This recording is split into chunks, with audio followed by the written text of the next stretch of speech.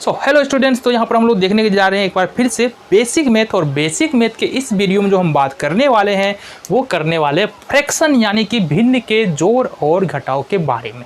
अब देखो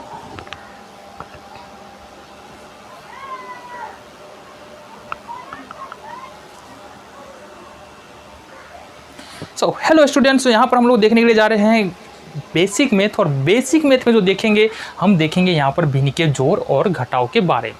देखो भिन्न के जोड़ और घटाव बहुत सारे स्टूडेंट्स को आता है, तो उस स्टूडेंट्स के लिए बिल्कुल ऐसा नहीं बोल सकते, बिल्कुल भी नहीं है, क्योंकि कुछ नई बातें भी यहाँ पर हम लोग सीखेंगे जो बातें हो सकता है तुमने नहीं सीखी होगी।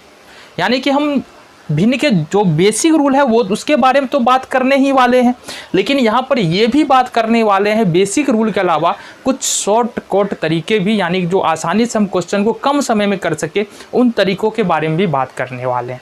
तो ऐसा नहीं है अपना क्लास बेकार जाने वाला है। हाँ, क्लास थोड़ा लंबा होगा क्योंकि इतने सारे क्वेश्चन हमारे पास आएंगे। ऑलमोस्ट 30 क्वेश्चन हैं, ऑलमोस्ट 30 नहीं, ऑलमोस्ट 40 क्वेश्चन तुमको यहाँ पर करने हैं। तो लगभग 1 घंटा या 1.5 घंटा का ये क्लास तो होने वाला है, ये बात तुम समझ लो।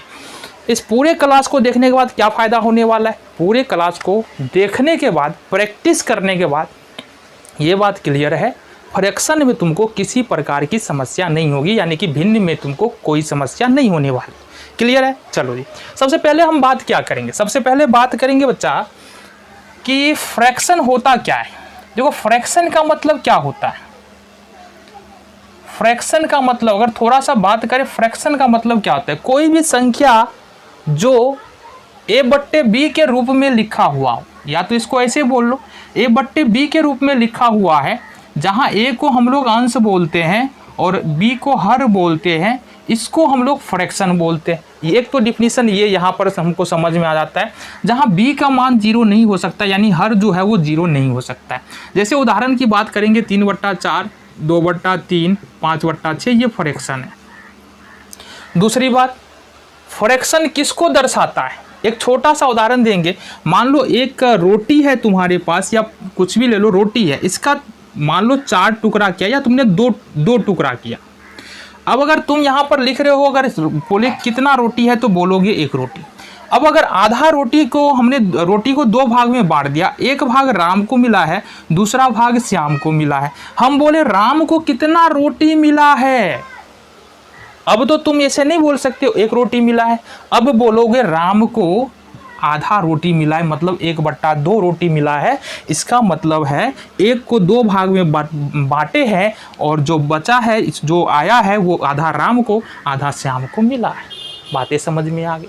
मान लो हम 1 को 4 भाग में बांटे, अब ये राम को मिल रहा है बस इतना, तब क्या बोलोगे, बोलोगे हमने क्या किया कि रोटी को 4 भाग में बांटा, 1 भाग राम को मिल रहा है। तो मेनली यहाँ पर इसके बारे में अगर तुम नीचे कमेंट आया ना तो अच्छे से और वीडियो हम बना देंगे।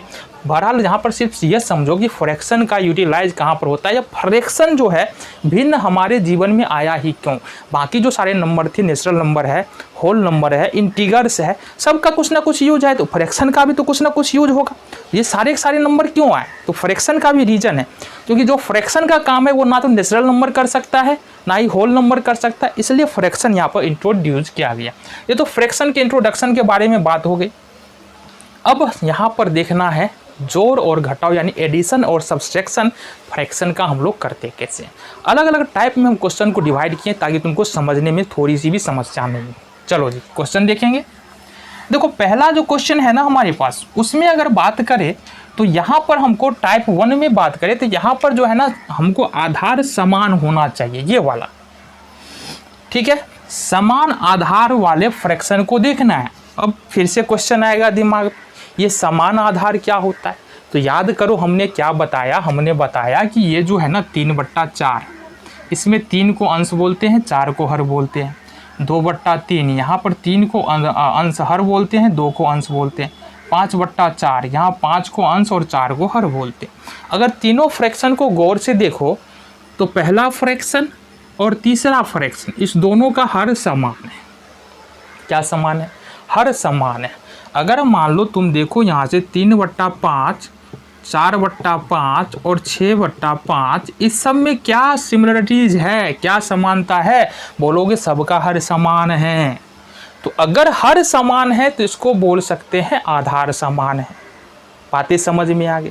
अब ऐसा नहीं है समझ में नहीं आया होगा, तो हम पहले ऐसे फ्रैक्शन के बारे में बात करेंगे, ऐसे फ्रैक्शन के एडिशन और सब्सट्रैक्शन के बारे में बात करेंगे जहाँ पर क्या हो, हर हमारे पास इक्वल होता है, हर समान होता है। ये बहुत आसान होता है। कैसे करेंगे आओ हम सीख लेते हैं। देखो पहला क्वेश्चन हम लोग देखेंगे और करेंगे। पहला क्वेश्चन है हमारे पास यहाँ पर 2/3 और प्लस 1/3, दो फ्रैक्शन है, दो भिन्न है, हमको जोड़ना है। बहुत सारे स्टूडेंट्स को आता होगा, तो उनके लिए तो है ही नहीं, बिल्कुल भी नहीं है। ठीक है, आता है तो बहुत बढ़िया है।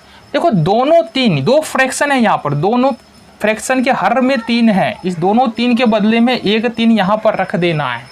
क्या करना है, 1 3 रख देना है। ऊपर में जो है उसको वैसे ही रख दो, 2 है, फिर प्लस है, प्लस रखो, फिर 1 है, 1 रखो। अब जोड़ो, 2 1 3/3। अब बहुत सारे स्टूडेंट्स को अगर सिंप्लीफिकेशन आता है, भिन्न को संक्षिप्त रूप में लिखना आता है, तो उसको हम क्या कर सकते हैं, 3 से 3 को काट के 1 भी आंसर कर सकते हैं यहाँ पर। ठीक है, समझ में आ गया। दूसरे नंबर के प्रश्न को हम लोग देखते हैं। दूसरे नंबर का प्रश्न क्या है, 3/4, 3/4 प्लस 2/4। अच्छा, इस ये वाला जो कटा है ना, ये भी अभी समझा ही देते हैं, ऐसा नहीं हम बिल्कुल छोड़ के जाने वाले, समझा के ही जाएंगे। तो यहाँ पर हमने क्या किया था, गौर से देखो, 3 3 था तो 3 लिखा हमने, 4 4 हर में है तो 4 लिखेंगे। बचा यहाँ पर 3, पहले फ्रैक्शन में जो अंश में है वो 3 है तो यहाँ पर 3 रखो, फिर प्लस है तो प्लस डालो, फिर दूसरे फ्रैक्शन में 2 है तो 2 डालो। 3 2 कितना हो जाएगा, 5/4 हो जाएगा। क्या हो जाएगा, 5/4 हो जाएगा। देखो एक बात यहाँ पर हम समझा देते हैं कि बाद में तुमको समस्या नहीं हो। 2 बातों के बारे में हम यहाँ पर चर्चा करना चाहते हैं, ठीक है, उसको हम समझ लेते हैं। किसी भी फ्रैक्शन को मान लो हमारे पास 4/8 लिखा हुआ है, या 12/15 लिखा हुआ है, या 18/20 लिखा हुआ है। ये जो फ्रैक्शन है ना, इसका सिंपलेस्ट फॉर्म नहीं है, सबसे संक्षिप्त रूप नहीं है। संक्षिप्त रूप बोले तो क्या, संक्षिप्त रूप मतलब कि अंश और हर में, ये 4 अंश है, 8 हर है, अंश और हर में कोई उभयनिष्ठ गुणनखंड नहीं होना चाहिए। इसका मतलब है यहाँ पर देखो, चर अगर हम देखेंगे तो 4, यहाँ पर 4 को क्या लिख सकते हैं, 2 × 2 लिख सकते हैं, 8 को लिख सकते हैं 2 × 2 × 2। मतलब ये 2 × 2 यहाँ भी है, 2 × 2 यहाँ भी है, तो ये उभयनिष्ठ, यानी 2 × 2 यहाँ भी है, 2 × 2 हर में भी है, तो ये तो कैंसिल आउट कर देते हैं। ये जो फ्रैक्शन बनेगा ये हमारा बन जाएगा 1/2। अब 4/8 का जो संक्षिप्त रूप है वो कितना है, 1/2।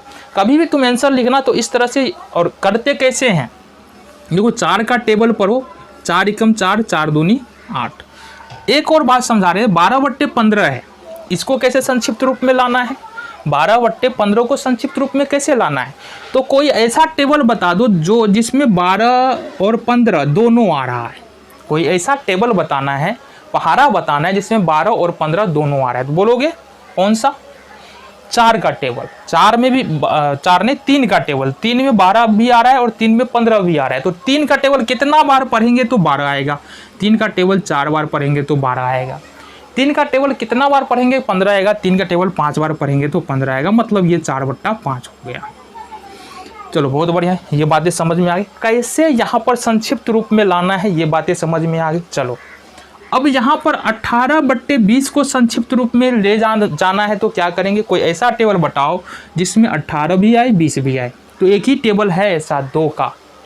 यहाँ पर 2 का टेबल 9 टाइम्स पढ़ेंगे तो 18 आएगा, 2 का टेबल 10 टाइम्स पढ़ेंगे तो 20 आएगा, तो ये होगा 9/20। तो ये हमने तुमको सिखाया कि कैसे संक्षिप्त रूप में लिखा जा सकता है। एक दूसरा भी तरीका है जो हमने यहाँ पर डिस्कस किया है, चाहे दूसरे वाले को, ये जो 12/15 है ना, इसके लिए हम डिस्कस कर दे रहे हैं। यहाँ पर 12/15 शुरू में दिक्कत हो रहा है तो 12 का गुणनखंड करो, 2 × 2 × 3, 15 का गुणनखंड करो 3 × 5।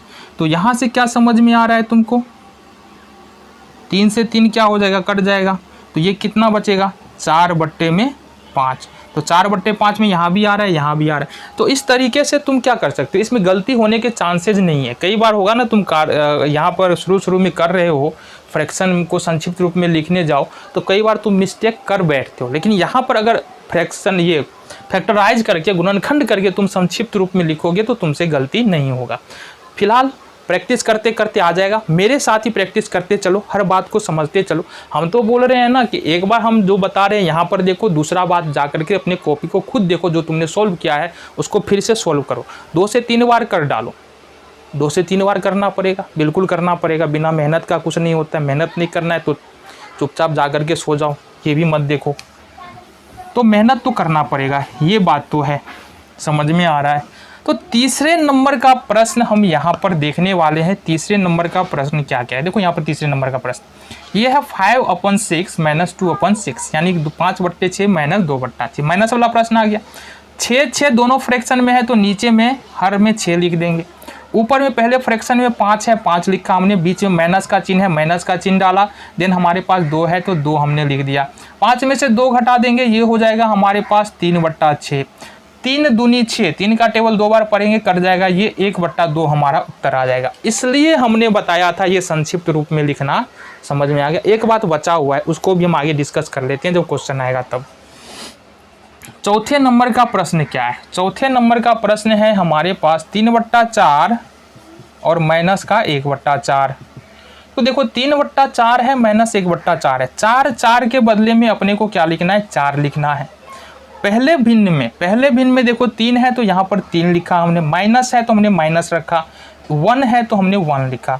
3 में से 1 घटाओ, कितना होगा, 2/4 होगा। इसको संक्षिप्त 2 दूनी 4 संक्षिप्त रूप में लिखना है, कितना आ गया, 1/2 आ गया। ठीक है। क्वेश्चन नंबर 5 देखेंगे यहाँ से। 5वें नंबर का क्वेश्चन क्या कह रहा है, 5वें नंबर 2/3 5/3, 2/3 माइनस 5/3। नीचे में क्या है, हर में 3 है तो हमने 3 लिखा, 3 के बदले में हमने 3 लिखा। ऊपर में पहले भिन्न में 2 है तो 2 हमने लिखा, माइनस है तो हमने माइनस लिखा, फिर 5 है तो हमने 5 लिखा। अब 5 में से 2 घटाओगे तो 3 आएगा, क्योंकि माइनस में 5 है तो यहाँ पर माइनस लगेगा, 3/3 होगा। 3 से 3 कैंसिल हो जाएगा, ये माइनस का 1 हमारा यहाँ से उत्तर यहाँ पर हो जाएगा।